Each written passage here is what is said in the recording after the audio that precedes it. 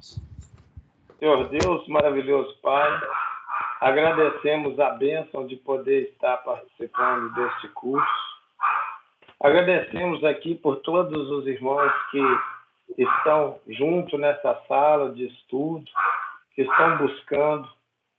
E suplicamos ao Senhor que derrame suas bênçãos e cada um desses que estão aqui possam receber a tua luz, a tua paz, que excede todo o nosso entendimento, extensiva à família de cada um, em nome de Jesus. Pai querido, Pai nosso que estais em todo o universo, santificado seja o seu santo e amado nome na vida de cada um de nós. Suplicamos a Ti que venha teu reino de amor, bondade, e seja implantado em nossas vidas, e que, em nome de Jesus, o teu nome esteja sempre em primeiro lugar em tudo que fôssemos fazer, em nome de Jesus. Pai, que teu pão de amor, bondade, benignidade nunca venha faltar a cada um de nós. Suplicamos ao Senhor que perdoe os nossos erros, as nossas ofensas, assim como nós perdoando a quem nos tem ofendido. Por isso te pedimos, meu Pai, ensina-nos a perdoar, assim como o Senhor vem nos perdoando, nos ajudando, com muito amor, com muito carinho. Pai, pedimos ao Senhor que não nos deixeis mais em novas ovelhas, tentações, ciladas criadas por nossa própria ignorância. Que a tua graça, que a tua paz, que a tua luz seja com cada um de nós, que possa iluminar nossa mente, nosso coração, que estejamos receptivos aos ensinamentos e à influência de todos os irmãos espirituais que estão aqui fortalecendo, iluminando e trazendo seus conhecimentos para esse trabalho, em nome de Jesus. Amém. Que assim seja. Ô, Calazans, pode ficar à vontade, meu amigo. Ok. Obrigado. Bem, hoje nós vamos iniciar com o item 4, que é campo magnético essencial. E ele vem trazer para nós que da associação dos chamados domínios surgem as linhas de força a entretecerem o campo magnético essencial, ou mais propriamente, o espaço em torno de um polo magnético. Esse campo é suscetível de ser perfeitamente explorado por uma agulha magnética. Então, utilizando-se uma bússola, né, nós podemos verificar, né, o campo magnético ali, o seu norte, o sul. Né? Então, aqui está a representação das linhas de campos, né? Indo do norte para o sul, né? E formando esse polo, né? Esse polo magnético, né? Nas extremidades, aí, tanto no norte quanto no sul, tem esses dois polos. Né? Na figura número 2, eu coloquei aí uma experiência que se faz, né? Pegar uma folha em branco, jogar ali limalhas de ferro e colocando um ímã embaixo deste papel, né? Com essas limalhas em cima. Essas limalhas elas vão tomar um posicionamento tal qual representando as linhas de força. Né? Então, a gente vê aí uma concentração maior nos polos, né? Mas vê também esse encaminhamento, né? Essas linhas indo do plano norte para o polo sul. Bem, eu, verificando ali em Técnicas da Mediunidade, o Carlos Pastorino, ele traz uns comentários interessantes para a gente. Ele coloca lá, quando ele fala sobre a afinidade dos médiuns, dizer que cada criatura humana também possui dois polos. Né? Cada um dos polos cria um campo magnético que atrai ou repele as formas, pensamentos, elementais e espíritos encarnados ou desencarnados, desde que penetrem no campo. Então, ele está pegando esse exemplo da física e transformando que nós também, né, os médios, não só os médios, né, todos nós somos médios em potencial, né, tem também a gente consegue formar esse campo magnético aí. E no item seguinte, ele fala sobre as propriedades do campo, desse campo magnético, relacionando com nós, né, com a mediunidade, onde ele fala, né, que ocorre com frequência essa influenciação, né, em todos os seres humanos, sejam em que atividade que ele desempenha, né, comercial, artístico, como também ocorre nos círculos espiritualistas, né? Então, no ambiente espiritual também, né, que nós frequentamos também, há essa influenciação recíproca. E aí ele coloca lá, né, assim lá ele cita líder, né, mas vamos colocar uma entidade, né, espiritual, atrai ao seu campo magnético um grupo de discípulos, e quanto esses estão ao lado, vão estendendo a influência do líder a outras criaturas. A gente lembra aquela citação de Jesus, né, quando ele nos seus ensinamentos aos apóstolos, ele permaneceu aquele tempo, né, daquele seu período de que ele propagou as suas mensagens, né? E ele pediu depois né, que esses né, fossem ir e pregar, né, continuassem a divulgar, né, os seus ensinamentos. Então, mas próximos a ele, né, aquela influenciação era uma influenciação benéfica, positiva, claro, né? E influenciava, né? Influenciou a eles, como também nós também podemos influenciar, né? Com esse nosso campo magnético, as pessoas que conosco convivem, né? No dia a dia. E aí o Carlos Pastorino continua, né? Mas só conseguirão ter essa influenciação enquanto estiverem nesse campo, pois perdem o magnetismo ao se afastarem. Aí a gente vê que as dificuldades que tiveram os apóstolos, né, após a crucificação de Jesus, eles ficaram meio perdidos, né?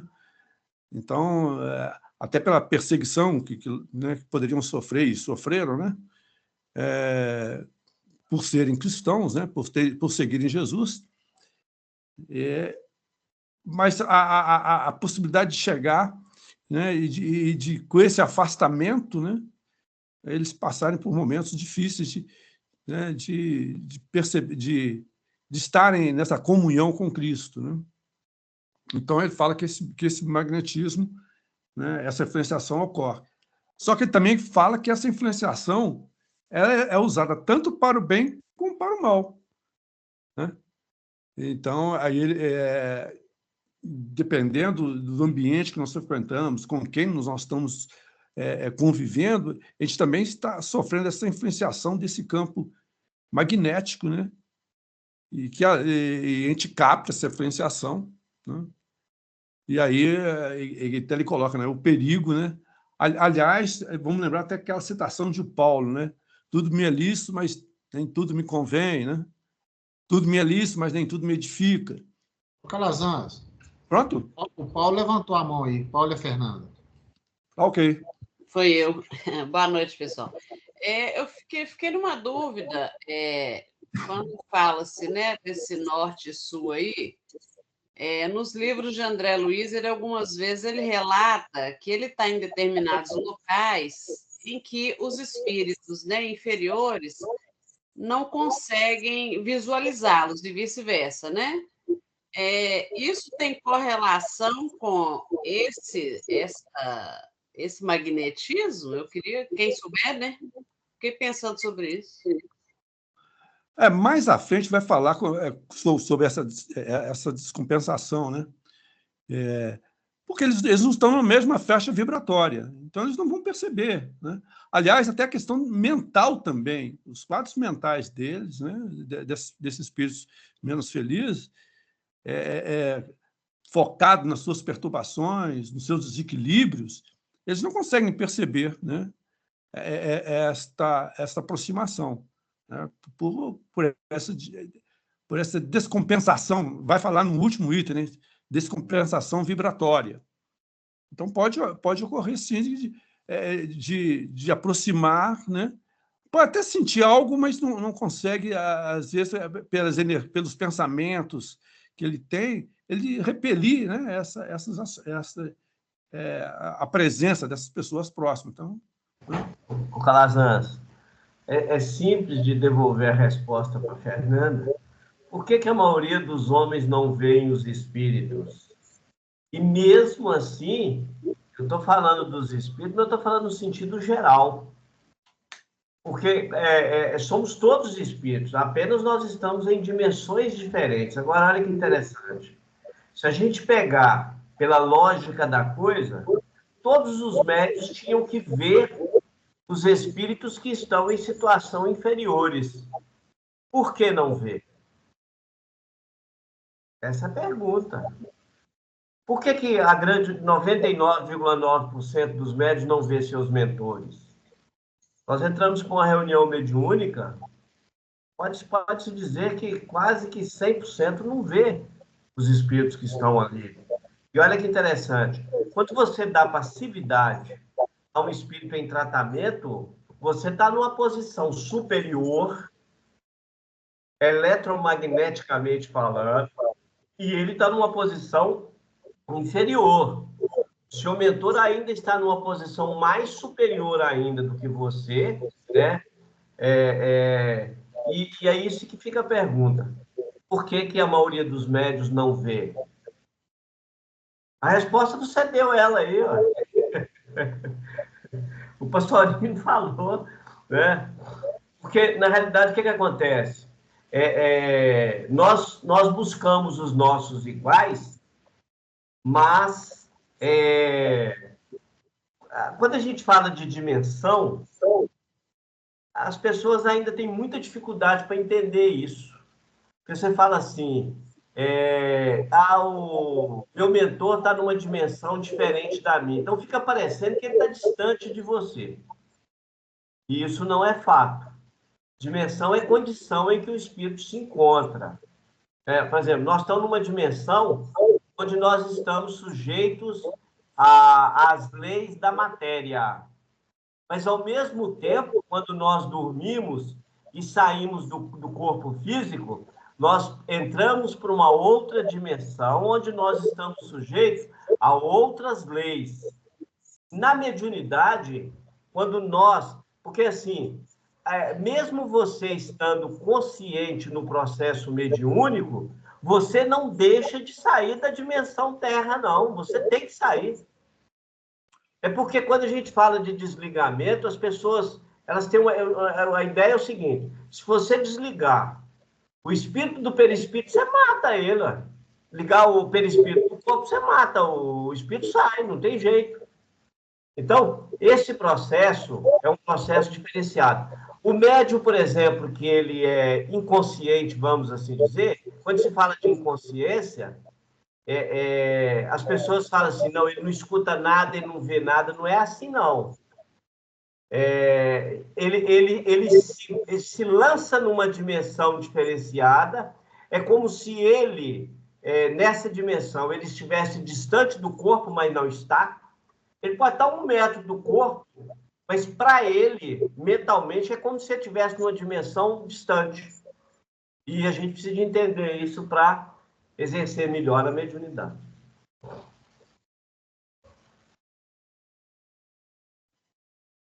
Mauro, quer fazer pergunta?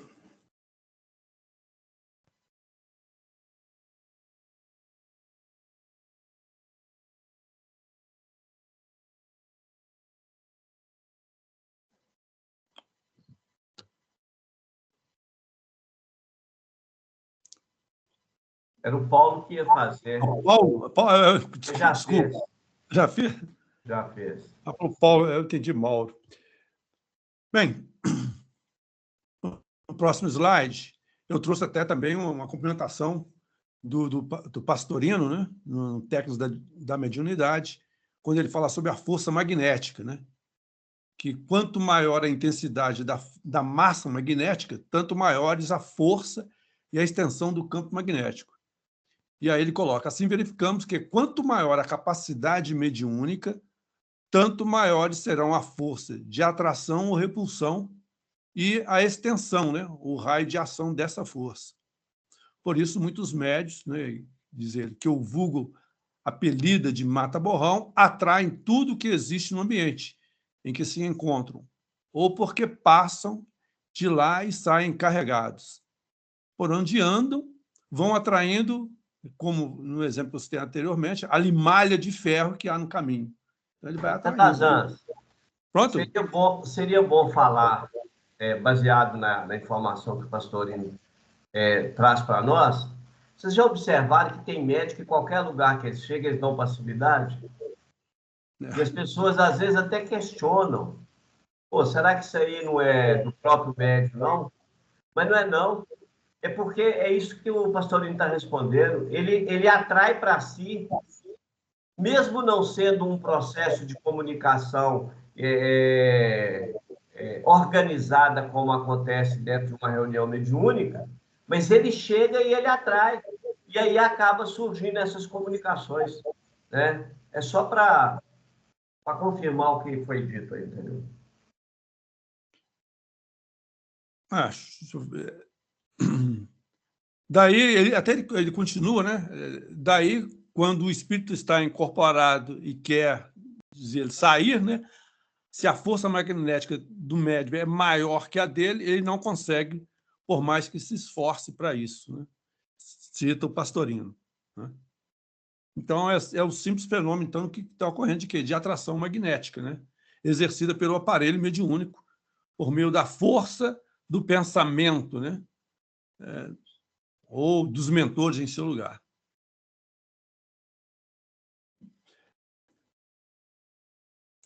Bem, e agora ele vai dar aqui, a seguir, vai dar algumas informações que é mais para, né, de conceituação, né, né, quando ele fala sobre, por exemplo, que sabemos que um polo magnético se caracteriza por intensidade análoga à unidade que estiver colocada à distância de 1 centímetro de um polo idêntico, estabelecendo que a força de repulsão e atração existente entre ambos equivale a um dina.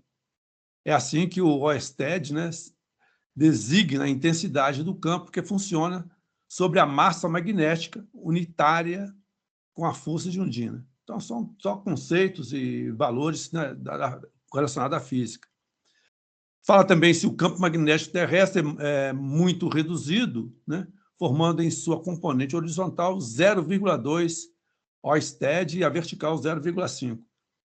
E acontece, né, que no campo característico de entreferro anular de um alto-falante, por exemplo, né, esses valores são bem maiores. Então, colocando que esse campo magnético da Terra, né, os valores são bem baixos, né, comparados a outros materiais, no caso, né, o alto-falante, por exemplo, né, que os valores são bem maiores, né.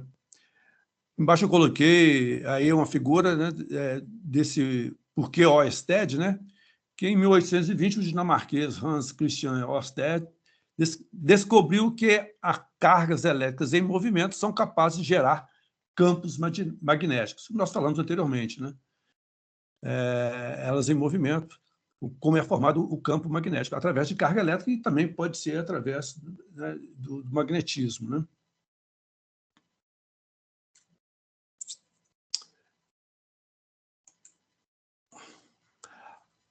E o André Luiz prossegue, né? Fácil reconhecer que em todos os elementos atômicos nos quais os efeitos magnéticos ou spins se revelam compensados, os domínios ou ímãs microscópicos se equilibram na constituição interatômica, com índices de harmonia ou saturação adequados pelos quais o campo magnético se mostra regular, o que não acontece nos elementos em que os spins da camada periférica se evidenciam descompensados, ou naqueles que estejam sob regime de excitação. E aí eu coloquei embaixo, né, nada como traduzir isso aí em imagens, né? Ô, Calazans, Vou voltar só um pouquinho, porque é muito importante para a gente entender isso. O próprio Pastorino, ele cita um negócio muito interessante no livro dele. Ele diz assim, por exemplo, quando a espiritualidade precisa tratar de um determinado espírito que está nas zonas purgatoriais, e aí eles levam esse espírito para um tratamento no centro. O que acontece? A recuperação desse espírito faz com que um monte que está ligado a ele por questão de afinização, e aí a gente volta lá na limalha de ferro, a todos aqueles espíritos que porventura estiverem nas zonas purgatoriais e que tiverem uma afinização com esses espíritos, a partir daquele instante que ele é tratado, esses espíritos também começam a dar campo para esse tratamento. Por quê? Por causa da questão da afinização. Porque, querendo ou não, olha que interessante. Da mesma maneira que a gente chama de obsessor, quando, na realidade, o André Luiz deixa claro o seguinte: nós precisamos ter muito cuidado com a ideia do obsessor. Você tem aí, por exemplo, os espíritos que, por questão de ódio, vai te acompanhar, vai te obsidiar. Mas, na grande maioria da presença dos espíritos que estão conosco, eles estão por questão de afinização. Afinização na forma nossa de pensar, de falar, de agir, de alimentar, de alimentar nossos vícios. Então, esses espíritos passam a conviver conosco. A partir do momento em que nós começamos a melhorar o nosso campo vibracional ou campo magnético, o que acontece? Esses espíritos também têm a mesma oportunidade de melhorar, de crescer. E da mesma maneira acontece no campo das zonas purgatoriais. Eu só não podia deixar passar isso aí, não, porque isso aí é muito importante para a gente entender que essa questão do magnetismo... Porque, olha, para você ver, quando a gente fala de magnetismo, a gente está falando de afinidade. Vicente, a gente vê muito isso em reunião mediúnica, que o espírito começa a dar comunicação e fala, não estou sozinho, não, veio um monte de gente comigo. É isso mesmo. Volta e meia a gente escuta isso. Sim, mas por que ele fala isso? Porque, na realidade, ele é uma espécie de pequeno líder. Mesmo ele estando em zonas purgatoriais, é porque a gente tem uma ideia, gente, errada. A gente tem uma ideia de que todo espírito que está na zona purgatorial está dormindo. E não é assim. Existem aqueles espíritos que a mente deles continua. Até porque, se eles estivessem dormindo, eles não teriam nem oportunidade de poder rever os seus crimes cometidos. Então, querendo ou não, ele acaba, por questão de magnetismo ou afinização, atraindo para o seu campo vibracional espíritos que pensam e que comungam com as mesmas ideias. Então, quando o mundo espiritual tira ele das zonas purgatoriais e leva ele para um tratamento, aqueles outros, por questão de afinização, acabam indo junto também. Só para não esquecer.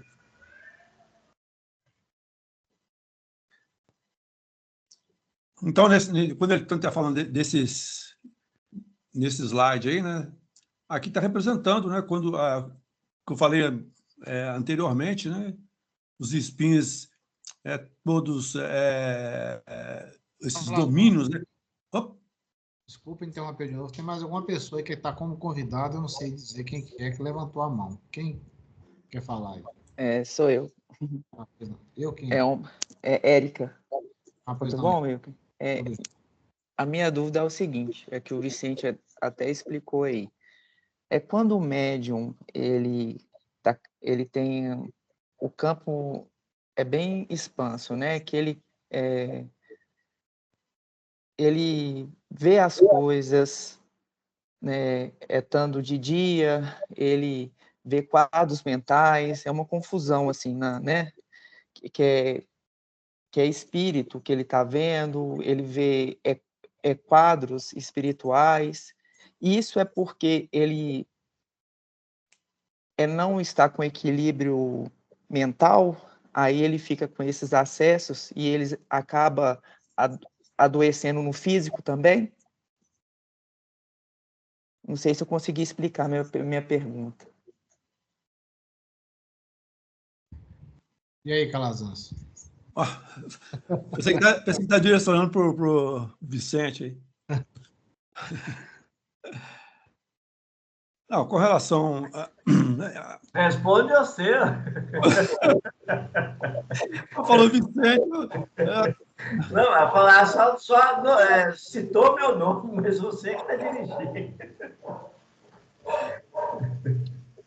Não, com relação a essas percepções aí,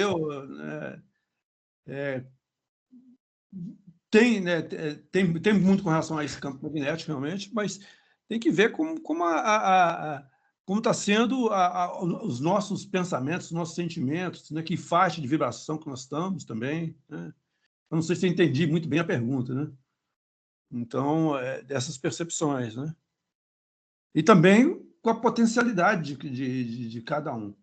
Agora, claro que com a mediunidade a gente não vai ver também só coisas, né, bonitas, equilibradas, vai ver também todos os quadros, né? O Vicente mesmo narra, já citou casos, isso aí, que está andando na rua e vendo esqueletos. Agora tem que buscar o equilíbrio para que isso não cause perturbação, né? E através da evangelização, né?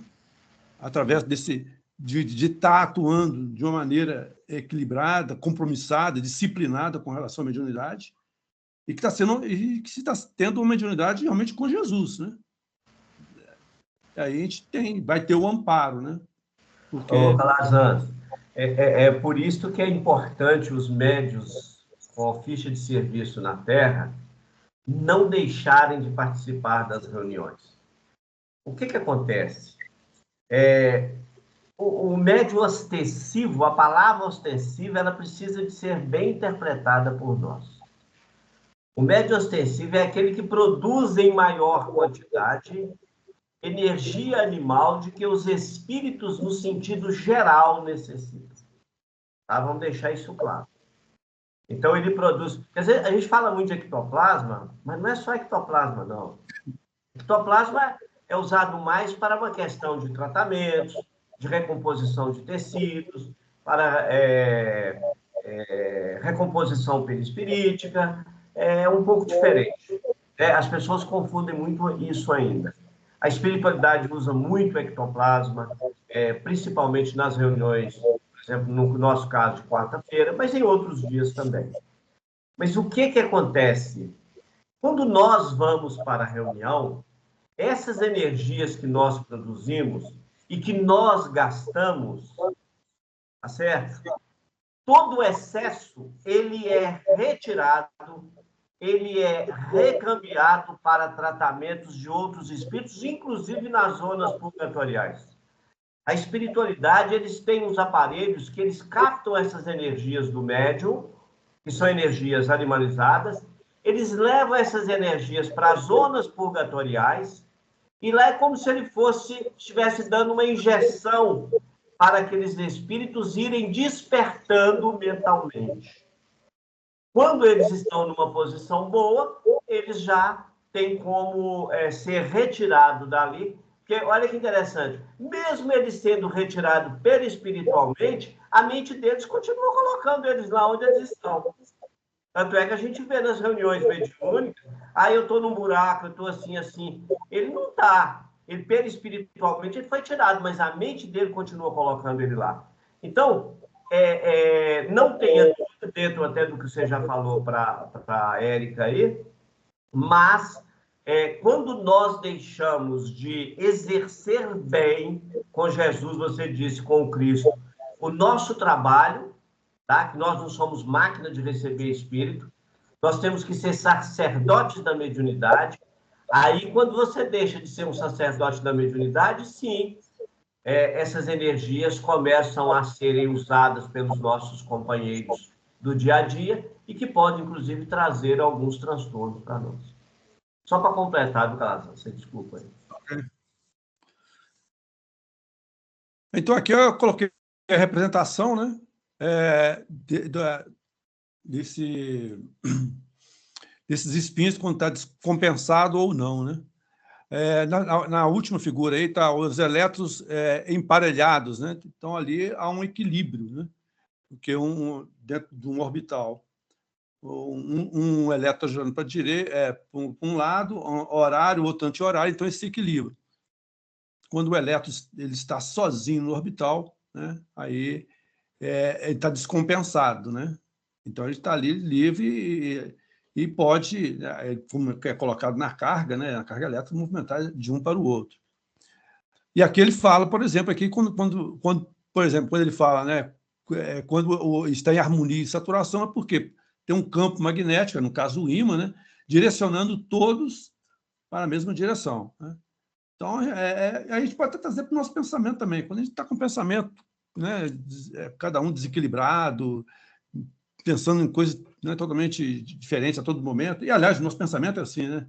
Até é colocado que o nosso pensamento é como se fosse um macaquinho numa árvore, está pulando para um lado, né? Então, não está focado, né? E aí, por exemplo, na reunião mediúnica, o que se procura é o quê? É obter esse equilíbrio, né? Essa harmonia, no mesmo direção, no mesmo sentido, no mesmo propósito, né? Então, aí ele vai estar o quê? Saturado, como está aqui, ó. Não, aqui eu coloquei aqui um domínio, né?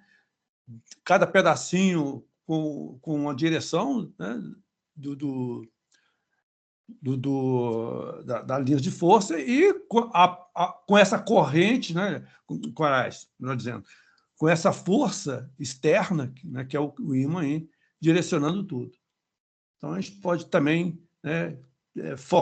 E é o objetivo dentro de uma reunião mediúnica que você, né, todo mundo está auxiliando para que essa corrente esteja equilibrada, harmônica, no mesmo sentido, né, com o pensamento de servir, né, o pensamento de aprendizado que a gente tem, que a gente possa ter ali naquele momento, e não ficar com pensamentos desequilibrados que possa até, né, cortar a corrente ali mental.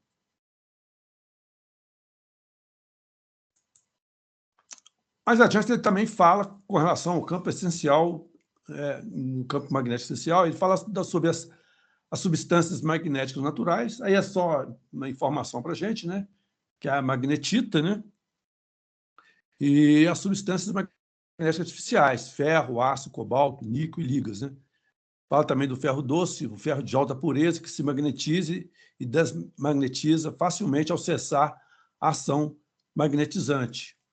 E o ácido temperado, uma vez imantado, mantém essa propriedade. Então, só informações com relação à física, né?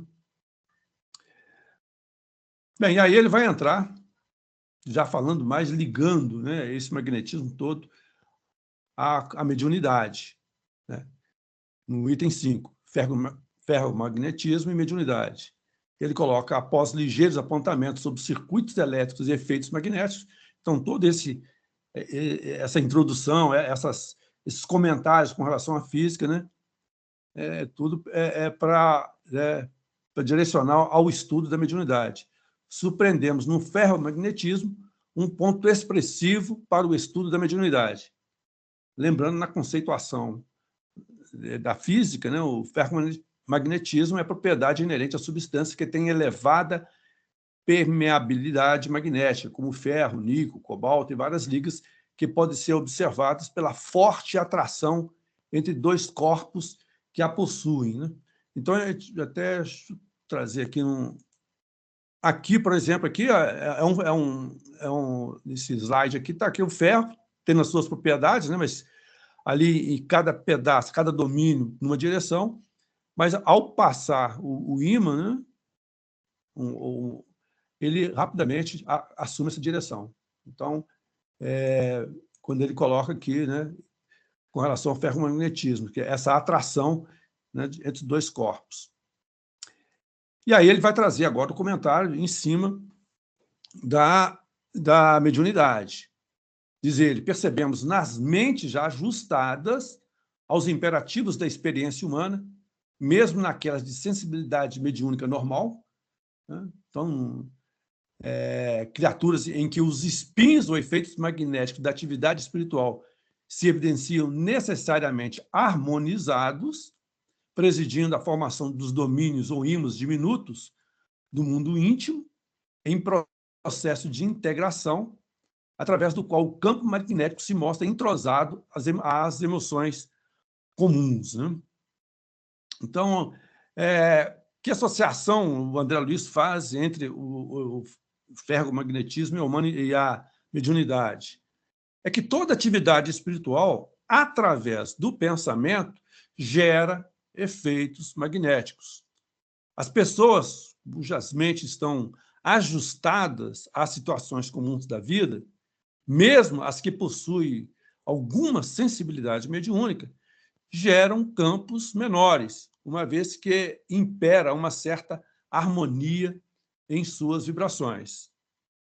Por outro lado, né, os espíritos que estão em condições mais extraordinárias ou menos, né, comuns, tais os espíritos superiores, quando reencarnam, ou os espíritos que estão passando o processo expiatórios mais graves, apresentam um campo magnético com características distintas, com certa descompensação, que gera condições mediúnicas variáveis. É o que ele coloca no próximo slide, quando ele vai falar aqui, né, sobre, quando ele diz, ao passo que nas organizações mentais em que os spins ou efeitos magnéticos do pensamento apareçam contrabalançados, as propriedades magnéticas patenteiam o teor avançado, tanto maior quanto mais vasta a descompensação, plasmando condições mediúnicas variáveis, por exigirem o auxílio de corrente de força que lhes ofereça o necessário equilíbrio.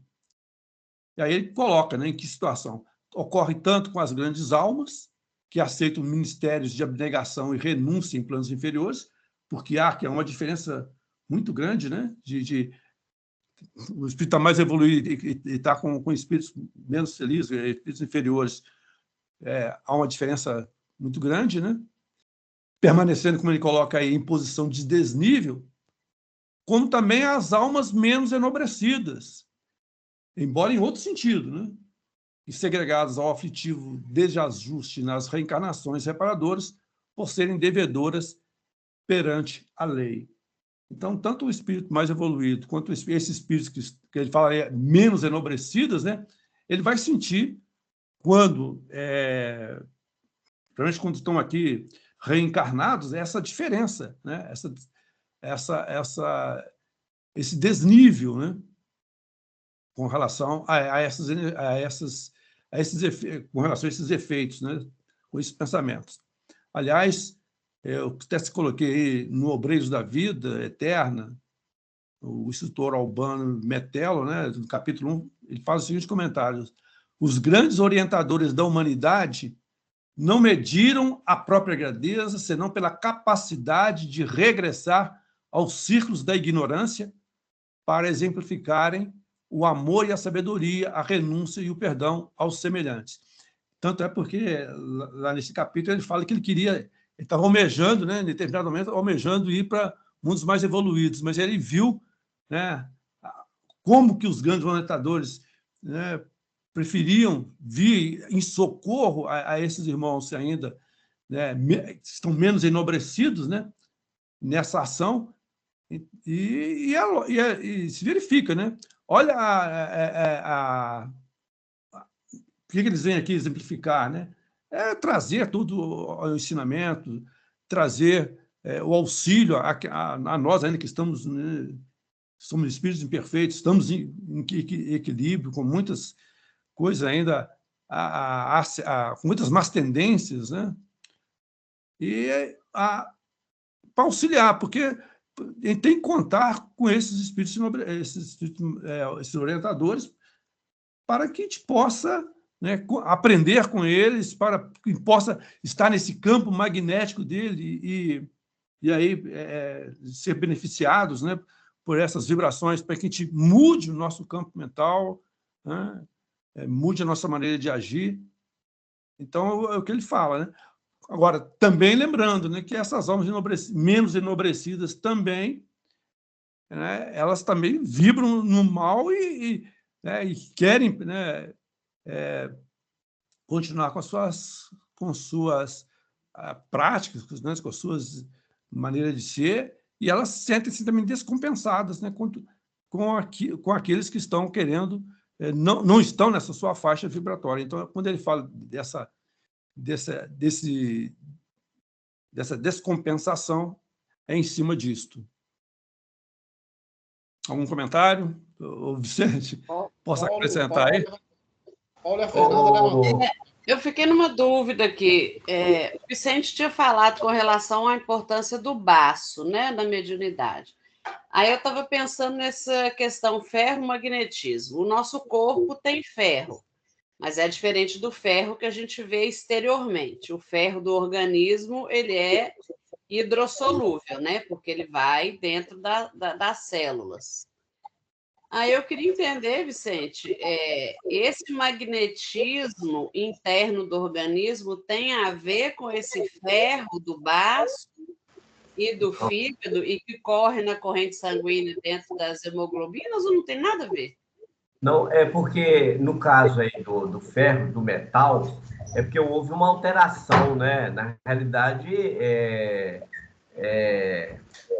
a pedra, vamos assim dizer, né? A pedra ferro, ela passou por um processo para ela transformar-se em metal.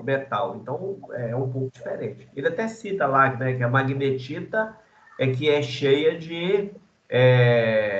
que ela tem o magnetismo próprio, né? E que o ferro não. Porque se você pegar o ferro, você pega aí o níquel e tal, eles todos são condutores. Eles são condutores, mas eles não guardam em si o magnetismo. Pelo menos é o que ele está falando. Então, no corpo é diferente. Nós precisamos dos elementos, desses elementos, para manter a vida. É um pouco diferente.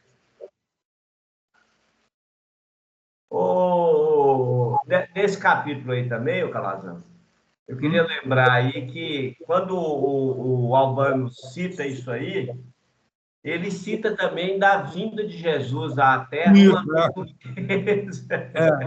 Eu só não coloquei. Que isso, Jesus está descendo, está vindo à Terra. Opa, peraí. Ele está olhando do alto, né? Ele caçando subida, né? É isso mesmo. Quando ele vê aquela luz, aquele monte de anjo descendo, e ele fica apavorado e fala, mas peraí, onde que está descendo aquela luz, né? Alguém vira e fala, não, aquilo é Jesus, né? Isso mesmo. E aí o André Luiz prossegue, né? Vemos, pois, que as mentes integralmente afinadas com a esfera física possuem campo magnético reduzido, ao passo que aquelas situadas em condições anômalas guardam consigo o campo magnético mais vasto, com possibilidade de ampliação, é o que você falou anteriormente, né? Que a gente pode ampliar, né? Mas atualmente vou citar isso, né? Seja nas atividades... Pronto? Deixa eu te falar, eu não entendi muito bem essa questão do campo magnético ser mais elevado do espírito que, teoricamente, está com perturbação. Eu não consegui, para mim era o contrário, não? Não, pelo que ele coloca aqui, pelo que eu entendi, o campo magnético ele pode ser formado pelas suas atitudes no bem como pelas atitudes no mal. E você vai influenciar, sim. Não há influenciação quando você está num ambiente com energias mais deletérias, mais complicadas, você vai perceber isso, né? Então, aquele agrupamento que está praticando o mal também, o campo magnético dele também amplia, né? Quanto mais forte for o seu campo magnético, menos espíritos sofredores menos espíritos com tendência à maldade você atrai. Eles não conseguem nem chegar perto de você. E eles só chegam se for por convite ou então conduzidos pelo seu mentor. Caso contrário, se eles aproximarem, eles tomam choque. E é isso mesmo, eles tomam choque. Eu até citei isso aqui na reunião anterior. Então, o campo magnético, o Calazans está citando aí, é isso mesmo. Ele é formado, ele é ampliado pela nossa capacidade mental. E aí, Eu entendi, Vicente, mas é porque aqui fala, pelo que eu entendi que falou, assim, o campo magnético mais vasto é maior, eu entendi. Sim. Né, para as pessoas que estão perturbadas, vamos falar assim. Então, quem está perturbado gera um campo magnético vasto. Vasto é, sei lá, grande, não sei, né? Não, esse campo magnético tem que estar perturbado, é o contrário. Veja bem, aqui, ó, vou mostrar o slide anterior. Aqui, ó. Quando ele fala aqui, ó, né, deixa eu ver aqui. Em organizações mentais em que o spin e os efeitos magnéticos do pensamento apareçam descontrabalançados, as propriedades magnéticas patenteiam o teor avançado, tanto maior quanto mais vasta a descompensação. Descompensação. Então. Agora aqui, ó. O que ocorre tanto com as grandes almas quanto com aquelas menos enobrecidas. Pelo que eu entendi. Esse amplia o seu campo de menos feliz, né? Que aceita o Ministério da Abnegação e Renúncia, no caso das almas, grandes almas, né? E está em desnível com o campo magnético dos que estão aqui em mundos inferiores, como também as almas menos enobrecidas, embora em outro sentido. Né? Porque esse campo já não é... Esse campo que está vibrando não é no bem, mas é no mal. Pelo que eu entendi. Posso estar errado. Me corrija aí, Vicente. Não, mas é isso mesmo, está certinho. Porque, na realidade, o que acontece? Olha que interessante. A gente fala, por exemplo, de tecnologia no âmbito espiritual. Mas se você for nas zonas purgatoriais, vou usar até um termo pesado, nas zonas purgatoriais, nas cidades purgatoriais bem dirigidas, eles usam muita tecnologia. Está lá no livro do André Luiz, né? Eles usam, inclusive, aparelhos para ler. Olha para você ver. Aqui na Terra, nós ainda não temos aparelhos para ler a mente de alguém. Para ler, ampliar e trazer para a gente. Nós não temos. Eu não sei qual dos livros, não é Obreiros, não. Eu vou lembrar qual que é. O André Luiz, ele vai com uma equipe para fazer um resgate de um companheiro que já estava lá muito, e eles, inclusive, ficam aprisionados há uns 2 ou 3 dias.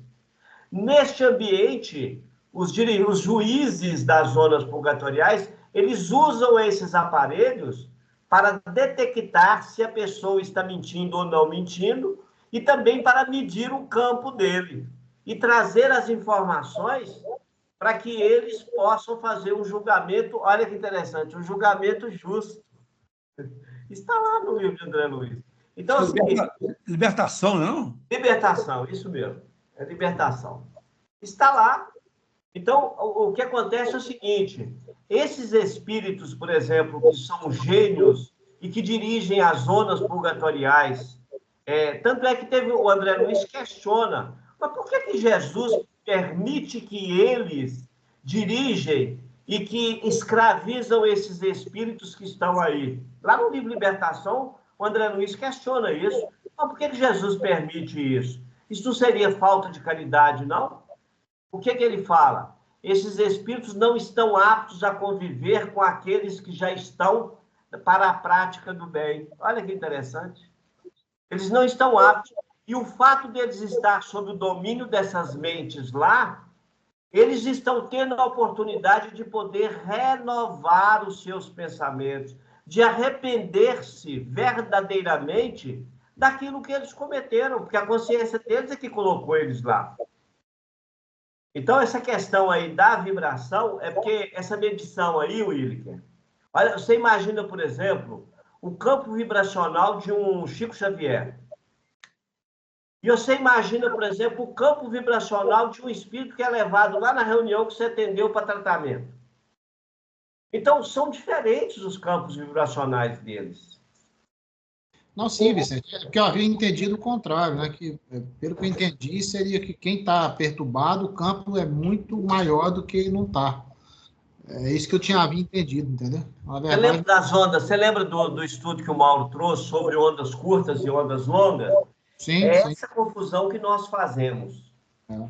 Porque, na realidade, a gente faz uma confusão com a palavra longa, né? Ondas longas e ondas curtas. Então, quanto mais curta a onda, melhor ela é. O que define não é a grandeza da onda, né? Então, a gente ainda faz essa confusão. Por quê? Porque a gente tem uma visão de tamanho diferenciado. E, na Sim. realidade, isso aí é força magnética. Vamos voltar lá, vamos pegar lá, por exemplo, você que é engenheiro. Você pega, por exemplo, você precisa de energia para colocar num prédio de 10 andares. Você não pode pegar lá na rua um cabo de 2,5 que você usa dentro de uma casa, de 2,5 para gerar a corrente nas tomadas, né? E você não pode pegar esse cabo, ligar lá e levar ele para fazer a ligação. O cabo tem que ser um cabo mais expressivo, com capacidade maior. Caso contrário, o que vai acontecer? Vai arrebentar, vai pegar fogo. Olha que interessante. A mesma coisa acontece com nós médiums. Você está numa reunião mediúnica, então eles pegam um gênio lá das sombras para comunicar por intermédio de nós médiums. A espiritualidade, por responsabilidade, não pode pegar esse espírito e ligar ele a qualquer médico, ele arrebenta com o médico. Por quê? A capacidade intelectiva e a capacidade dele de direcionar as energias que ele cria para o mal, elas são imensas. E, às vezes, o médium não está capacitado, né? Não está evangelizado e educado para poder estar ligado com aquele espírito. Entendeu? Entendi. Entendi, sim.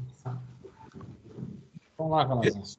E aí eu trouxe aqui no livro Domínios da Mediunidade, né, uma citação de Emmanuel, né, que ele coloca: e na grande romagem todos somos instrumentos das forças com as quais estamos em sintonia.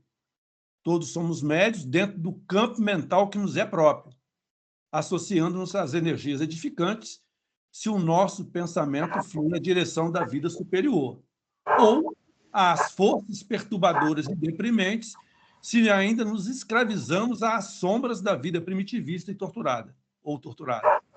Então, cada criatura, com seus sentimentos, que lhe caracterizam a vida íntima, emite raios específicos e vive na onda espiritual com que se identifica.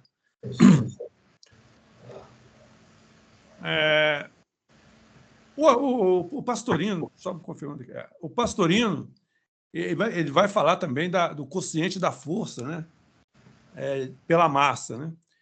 E ele fala que é uma grandeza vetorial constante em modo, de direção e sentido para determinado ponto.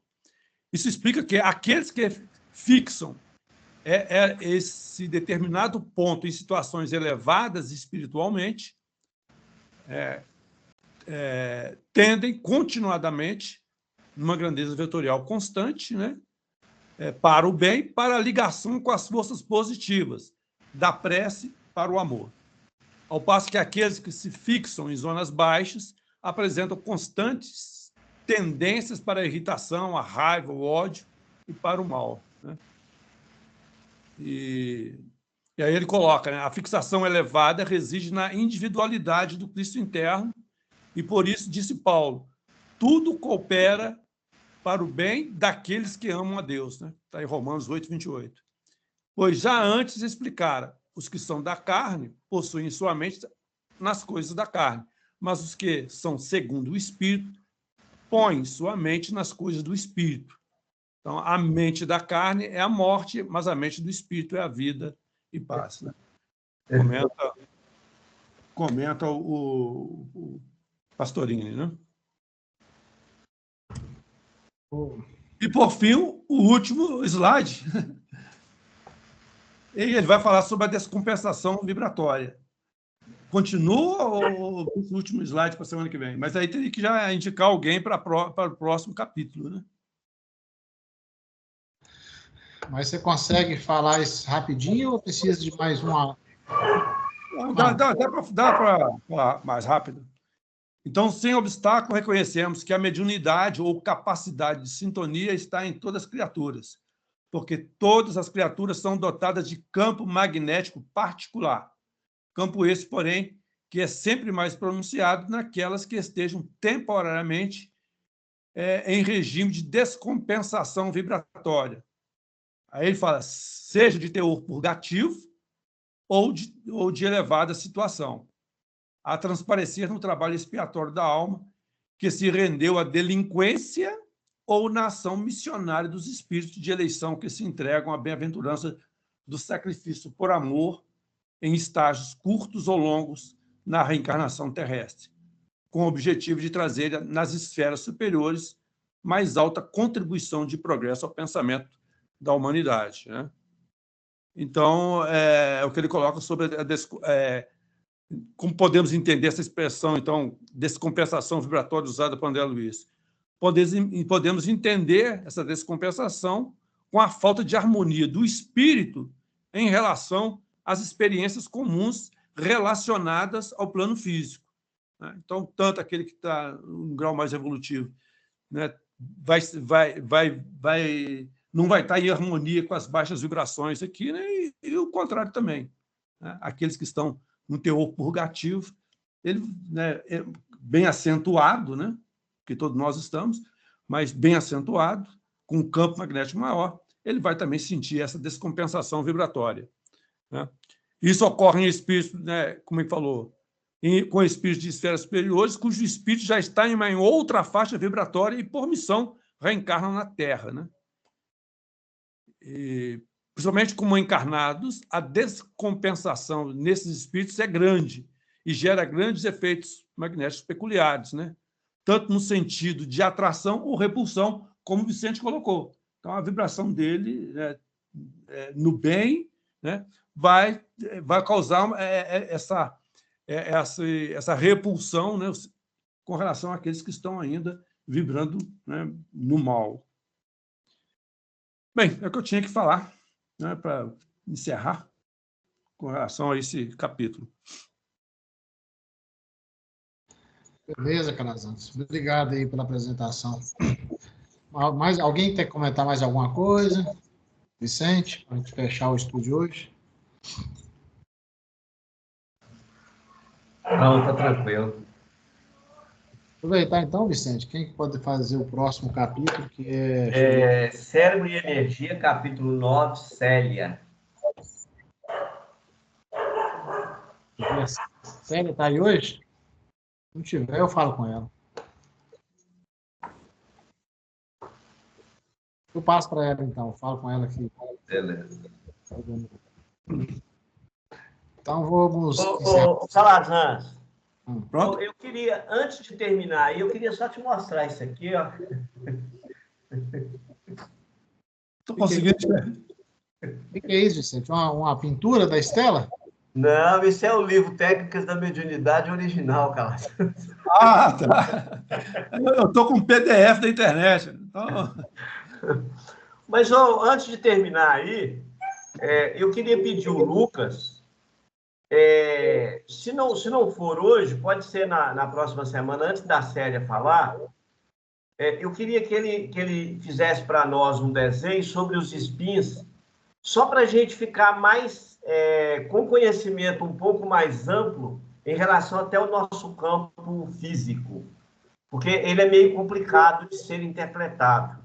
Né? Ele fala sobre a questão de propriedade independente, qualquer coisa assim. Então, se você pudesse nos ajudar nisso aí, eu acho que seria muito produtivo para a gente, para ficar mais completo o que o Calazans trouxe para nós, tá bom? Vicente, acho que em 2 minutos eu consigo falar um negócio legal sobre esse que é o seguinte: espelho o momento nodular intrínseco. Fala mais perto do microfone, por favor. Tá. Deixa eu ver aqui.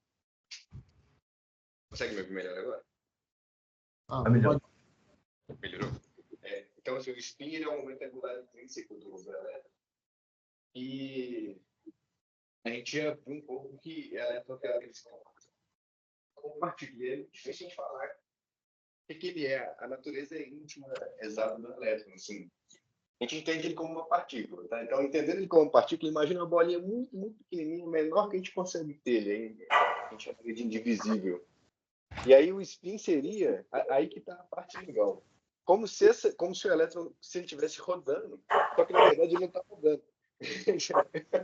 Aí a gente tenta imaginar que ele é uma bolinha, só que, na verdade, é muito complexo, é muito abstrato o spin por isso, porque o que a gente tenta dizer é que é como se o elétron, o spin é uma propriedade do elétron, por exemplo, uma propriedade quântica dele, e a gente fala assim, ó, spin para cima é como se ele estivesse rodando nessa direção, e spin para baixo é como se ele estivesse rodando nessa direção. Só que no fundo ele não está rodando, ele não é uma bolinha para estar rodando, então é um negócio um pouco abstrato, mas é basicamente isso. Então, assim, eu posso trazer assim, algo mais sólido para a gente discutir isso, mas spin é um negócio danado. Então, assim, é igual o Calazans bem explicou, quando está passando a corrente, aí saindo do assunto spin, né? Por exemplo, corrente elétrica, quando está passando a corrente elétrica no fio, a gente tem um campo magnético contornando o fio, a gente fala a regra da mão direita, né? Você pega a sua mão direita, põe o dedão na direção onde está passando a corrente, o campo vai estar girando nesse sentido. E uma última curiosidade, para a gente finalizar, que eu acho muito interessante, quando a gente acende a luz da nossa casa, quando você dá o clique no interruptor, a lâmpada ela acende praticamente instantaneamente, né? A gente sabe que ela acende, o tempo que ela gasta do clique até a lâmpada acender é tão rápido que assim, é próximo da velocidade da luz.